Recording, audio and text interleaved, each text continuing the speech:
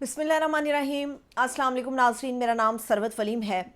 जिन लोगों का ये ख्याल था कि इमरान खान साहब ने जुनैद अकबर का इंतखाब करके गलती की है और जुनैद अकबर जिनके पास सूबाई सदर का ओहदा होने के बाद उनकी क्या हैसियत होगी, जुनैद अकबर ने इन चंद दिनों में अपना लोहा मनवा लिया है। वैसे भी इमरान खान साहब उनकी बड़ी इज्जत करते हैं, तौक़ीर करते हैं, क्योंकि वो इमरान खान साहब के बड़े पुराने साथी हैं। लेकिन इन सब चीज़ों के बावजूद जुनैद अकबर को चुनना इमरान खान साहब के लिए बड़ा आसान मामला था। ये कोई बहुत बड़ा चैलेंज नहीं था, क्योंकि वो जानते थे कि जुनैद अकबर कब गुजरेगा।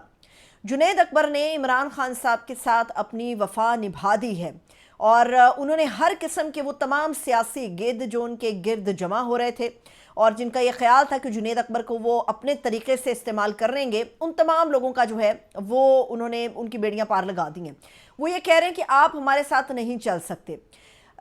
इत्तलात के मुताबिक ये जुनैद अकबर भी कह चुके हैं और अंदाज़ा भी ज़ाहिर किया जा रहा है कि 8 फरवरी चूँकि सर के ऊपर है, 7 दिन बाकी रह गए हैं और तहरीक इंसाफ जो है वो भरपूर अवामी ताकत का मुजाहरा करने का इरादा रखती है और वो करेगी भी,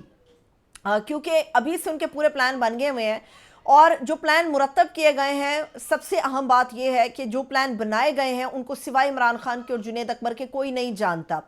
जुनैद अकबर ने ये तमाम वाज़ेह हिदायत दे दी हैं कि अगर उनकी गिरफ्तारी हो जाती है या उन्हें उठा लिया जाता है या रेड हो जाती है, कोई भी सूरत ऐसी बनती है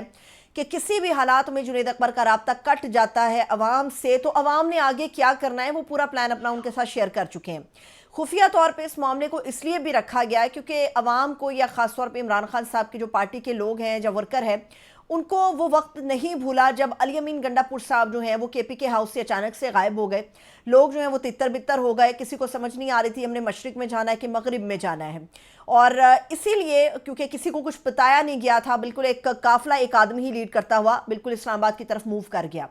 लेकिन यहाँ पर पूरा एक प्लान बनाया गया है और जुनैद अकबर ने वो चीज़ें जिन लोगों तक पहुँचानी है वो पहुँचा दी गई हैं कि इन केस अगर जुनैद अकबर से राब्ता कट जाता है, उसकी सूरत कोई भी हो सकती है, कोई भी सूरत हो सकती है। तो ऐसी सूरत में कारकुनान को क्या करना है, उन्होंने उनसे मुतल्लिका लोगों तक वो प्लान शेयर कर दिया है। हरनाई के अंदर जो एक कवामी ताकत का मुजाहरा किया पाकिस्तान तहरीक इंसाफ ने, वो कोई आसान काम नहीं था। बलूचिस्तान जैसे सूबे के अंदर लोगों को अपने लिए निकालना कोई आसान काम नहीं था, लेकिन पीटीआई ने ये भी कर दिखाया। और अब आगे क्या करना है, क्योंकि 8 फरवरी का इरादा है तहरीक इंसाफ का कि हम यौम स्याह के तौर पे मनाएंगे और वो ये बात ये भी जानते हैं कि पंजाब में आसान नहीं होगा, लेकिन उसके बावजूद भी वो पूरे मुल्क के अंदर जो है वो एहतजाज करने का इरादा रखते हैं और इस हवाले से बाकायदा एक पॉलिसी बना दी गई है। इसके अलावा जुनैद अकबर साहब ने इमरान खान साहब से इसलिए भी वफा निभा दी है क्योंकि अमूमी तौर पर ऐसा होता है कि वो कहते हैं कि पैसा जितना भी लगाओ तो उसके बाद आपको सियासत के अंदर दाखिला मिल जाता है। हमारे सामने जो मौरूसी सियासत की कायल सियासी जमातें हैं, उनके तरीक़ेकार हमारे सामने मौजूद हैं। आप उनके अंदर पैसा फेंकते हैं तो आपकी पीटीआई के अंदर, वो आपकी पार्टी के अंदर जगह बन जाती है। जुनैद अकबर को नॉमिनेट होते ही कुछ ऐसे लोगों ने रब्ता किया और उन रब्ता करके कहा कि जी हम करोड़ों रुपया जो है वो पार्टी के अंदर लगाने को तैयार हैं, क्योंकि पीटीआई जो है इस वक्त पूरे मुल्क के अंदर जलसे करने का इरादा रखती है और इसके ऊपर कायम भी है। तो जुनैद अकबर साहब ने कहा है कि आपके अगर पार्टी के लिए कोई खिदमत करना चाहते हैं तो शौक से कीजिए, मगर अगर आप ये समझते हैं कि पैसा लगा के, चाहे वो 5,000 हो, लाख रुपया हो या 50 करोड़ रुपया हो, ये लगाकर अगर आप समझते हैं कि पार्टी के अंदर आपको कोई डेजिग्नेशन मिलेगा या आप ये समझते हैं कि पार्टी का कंट्रोल आप कर लेंगे, तो ये बिल्कुल आपकी खाम ख्याली है। तो इसलिए जुनैद अकबर साहब से जो इमरान खान साहब तवक्को कर रहे थे कि कोई करप्ट ना हो या पार्टी को अपने मकासद के लिए इस्तेमाल ना करे, तो ये इंतखाब जो है वो बड़ा ज़बरदस्त तरीके का जो है इस्तेमाल किया है। इस वक्त गवर्नमेंट का जो इल्ज़ाम है वो ये है कि जी पीटीआई हमें काम नहीं करने दे रही, पीटीआई को हम मुज़ाकरात की टेबल पर भी लेकर आते हैं तो वो मुज़ाकरात को सबूताज कर देते हैं। और उसकी जो पहली काविश है वो इमरान खान साहब ने की, जो जेल से उन्होंने अर्दली का एक ट्वीट कर दिया शहबाज शरीफ साहब के हवाले से। अब सवाल ये है कि ट्वीट ज़्यादा तकलीफ दे था या उन औरतों के दुपट्टे खींचे जाने तकलीफ दे थे जिनका ताल्लुक पाकिस्तान तहरीक इंसाफ से था। फिर यह भी सोचना होगा कि ट्वीट इतना तकलीफ दे, अगर किसी को महसूस हुआ एक दो लफ्ज़ों से या एक दो जुमलों से, तो क्या किसी को इस बात पे तकलीफ नहीं हुई कि किसी माँ का गिरेबान चाक हो गया, किसी बेटी के आप बेडरूम के अंदर घुस के उसको वहाँ से गिरफ्तार करके ले गया,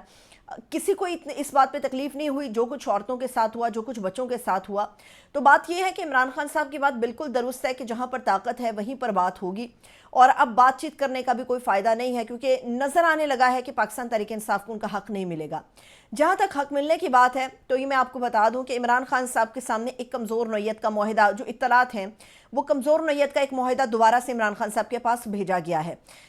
جس کو عمران خان صاحب اپنے لحاظ سے کمزور سمجھتے ہیں، اور یہ جانتے ہیں کہ اس کے اندر وہ چیزیں شامل نہیں کی گئیں یا وہ ان چیزوں کو مد نظر نہیں رکھا گیا جو پاکستان تحریک انصاف یا عمران خان صاحب کا مطالبہ ہے۔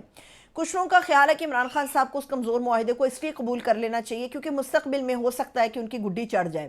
اور اگر وہ اس معاہدے کو نظر انداز کرتے ہیں یا کسی بھی پیشکش کو نظر انداز کرتے ہیں تو ان کا پھر مستقبل تاریک ہے۔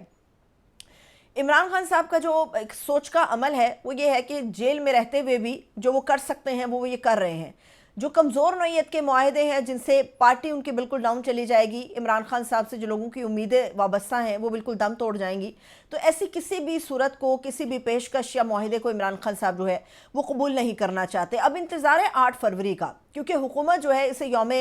سیاہ کے طور پہ تو نہیں مگر بھرپور جشن کے طور پہ سیلیبریٹ کرنا چاہتی ہے، اور اپوزیشن اپنا ایک اکٹھ کر رہی ہے، ساری جماعتیں جو ہیں وہ ایک ساتھ اکٹھی ہو رہی ہیں، اور یہ فیصلہ ہو رہا ہے کہ ہم نے حکومت کے خلاف جو ہے وہ تحریک چلانی ہے۔ پھر اس سے کوئی فرق نہیں پڑتا کہ ساری اپوزیشن کی جماعتیں کہیں بھی اپنی بات پر قائم رہتی ہیں یا نہیں رہتی، مگر پاکستان تحریک انصاف کا جو ایک ہمیں ارادہ نظر آتا ہے وہ یہی ہے کہ چاہے کچھ بھی ہو جائے، سڑکوں سے نکلنے پہ ہمیں نہ روکا جا سکتا ہے اور نہ ہم رکنے والے ہیں، اور عوام کو اس کے لیے موبلائز بھی کیا جا رہا ہے کہ آپ لوگ بھی نکلیے، اپنے حق کے لیے نکلیے، اور لوگ اس کے لیے ہمیں تیار بھی بظاہر نظر آتے ہیں۔ اب آتے ہیں اس چیز کے اوپر کہ گورنمنٹ نے جو ایک ہٹو بچوں کا کلچر رکھا ہوا ہے، یا گورنمنٹ نے جو بیوروکریسی کو اس چیز کے اوپر قائل کر دیا ہے کہ آپ کی جو اصل قوت ہے وہ آپ کی کرسی ہے، آپ کی اصل قوت آپ کی وردی ہے، آپ کی اصل قوت جو ہے وہ ڈنڈا پیر ہے۔ اخلاقیات کیا ہوتی ہیں، انسانیت کیا ہوتی ہے، یہ ساری چیزیں جو ہیں یہ ہماری بیوروکریسی سے ہمیں غائب ہوتی ہوئی نظر آتی ہیں۔ ابھی ملتان کا جو واقعہ ہوا تھا اس کے اندر ہونا تو یہ چاہیے تھا کہ پبلکلی اس آدمی کو ڈسمس کیا جاتا، پبلکلی اس کے خلاف جو ہے وہ کارروائی کی جاتی۔ جو پولیس افسر نے یا پولیس کا جو ایک ورکر تھا، اہلکار تھا، اس نے ایک جو بوڑھے شخص کو گریبان سے پکڑا، گرایا زمین پہ، اس کی موٹر سائیکل گری اور سر پہ اس کے جو آدمی کی ٹوپی تھی وہ ٹوپی گر گئی، اور اس کے ساتھ نہایت ہی نازیبا قسم کے الفاظ کا استعمال کیا، بدتمیزی کی، اور وجہ یہ تھی کہ وہاں سے ایک کرکٹ ٹیم گزر رہی تھی۔ تو ہمت کیسے ہوئی اس آدمی کی کہ ایک پروٹوکول لگا ہوا ہے تو وہ اپنی موٹر سائیکل لے کے اس پروٹوکول کے راستے پہ گھس گیا۔ اب یہ ہوا کہ اب کسی سے کہا جائے کہ بھائی تجھے ہم نے ذلیل کر دیا، چپیڑیں مار دی، تیری ہم نے ذلت کر دی، اب تو اس کے بدلے میں پیسے لے لے، تو سوچتے ہوئے بھی آپ کو شرم آتی ہے۔ ابھی جو ایک تازہ ویڈیو ہے وہ آر پی او ملتان کی کیپٹن ریٹائرڈ محمد سہیل چودھری صاحب نے ایک باقاعدہ ایک ویڈیو بنوایا اور ویڈیو بنا کے اس کو پبلک کر دیا۔ ایک یہ اچھا جیسچر بھی تھا، لیکن اگر اخلاقی اور انسانی لحاظ سے دیکھا جائے تو ہمیں یہ نہایت ہی بدترین کاوش نظر آتی ہے۔ وجہ یہ ہے کہ آپ نے اس آدمی کو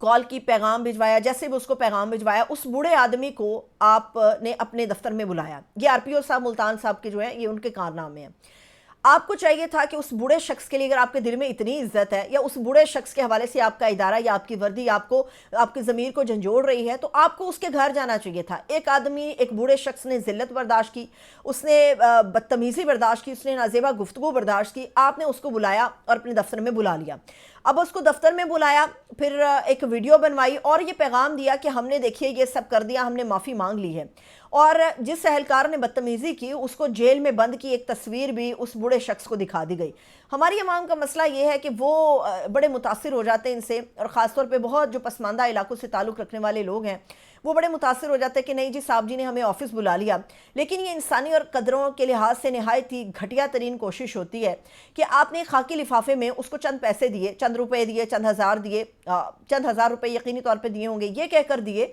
کہ آپ کو جو گرایا، آپ کی موٹر سائیکل کا نقصان ہوا، یہ ہم اس کا ازالہ کر رہے ہیں۔ لیکن ایک شخص جس کے گریبان پہ ہاتھ پڑا، اس کی کتنی ذلت ہوئی، ایک شخص جو عمر میں اس آدمی سے 2 گنا تھا اس کی کتنی ذلت ہوئی۔ مسئلہ یہ ہے کہ ہم نے اپنے جو پولیس کے لوگ ہیں یا ہم نے اپنے اس ادارے کو خود کرپٹ کر دیا۔ ہمیں یہ لگتا ہے کہ ہٹو بچو کلچر اس ملک کے اندر پروان چڑھتا ہے، اور یہ وردی جس عوام کی حفاظت کے لیے دی جاتی ہے آپ کا کام ہے اس کو ذلیل کرنا، اور بظاہر میں یہی رویہ نظر آتا ہے۔ ملتان کا واقعہ ابھی دھیما نہیں پڑا تھا، بند نہیں ہوا تھا کہ صادق آباد کے اندر ایک واقعہ ہو گیا۔ اب صادق آباد کی ایک ویڈیو ہمارے سامنے آئی ہے جس میں اسسٹنٹ کمشنر ہیں وہاں کے، وہ اور ان کے عملے کے چند افراد جو ہیں وہ سڑک پہ پھر رہے ہیں۔ अब वो सड़क पे फिर रहे हैं, जो दरमियान में कहीं इधर उधर गाड़ियां खड़ी हैं, आप उनको इंतबा करने के बजाय आप वहां पर लिफ्टर बुलाए। अगर आपको इतनी तकलीफ हो रही है कि रास्ता बंद है, बड़ी अच्छी काविश है, होना चाहिए ऐसा, लेकिन अगर रास्ता बंद है तो उसके लिए लिफ्टर्स होते हैं, आप लिफ्टर्स उठाइए, उनके साथ गाड़ियां उठाइए और साइड पे कीजिए। अगर असिस्टेंट कमिश्नर साहब को लिफ्टर भी मुयसर नहीं है तो फिर एक काम वो ये करें कि वहां पर गाड़ियों को बंद किया जाए, उनकी चाबियां पकड़ी जाएं और लेकर जाया जाए, उन लोगों पर जुर्माना आयद किया जाए जो जगह को तंग कर रहे हैं। मगर चूंकि एक अजीबोगरीब किस्म की जहनीत बन जाती है, अजीब सा सरिया दिमाग में और गर्दन में आ जाता है, अकड़ आ जाती है आपके जिस्म में, आपकी जो होश है, आपकी अकल और शऊर सारा का सारा बंद हो जाता है। वो असिस्टेंट कमिश्नर साहब जो हैं उन्होंने अपने अमले को कील दिए हुए हैं। अब उनका अमला जो है वो कील है या नोकदार आले उनके पास हैं। जो गाड़ियां उनके रास्ते में आ रही हैं सबके टायर पंक्चर करते हुए जा रहे हैं और ये सजा दी जा रही है उनको कि आपने गाड़ियां दाएं बाएं खड़ी की हैं। कभी हम ढूंढा करते थे कि कोई फजूल शख्स जो है वो गाड़ी का टायर पंक्चर कर गया, कोई मोटरसाइकिल को पंक्चर कर गया। जब आप यहाँ पर इस किस्म के कल्चर को परवान चढ़ा रहे हैं तो फिर आप क्या एक्सपेक्ट करते हैं कि अवाम आपके किस किस्म के नक्शे कदम पर चले या अवाम आपको किस तरह से फॉलो करे। चलिए, गाड़ियां जो खड़ी हैं उनको तो पंक्चर करते हुए जा रहे हैं,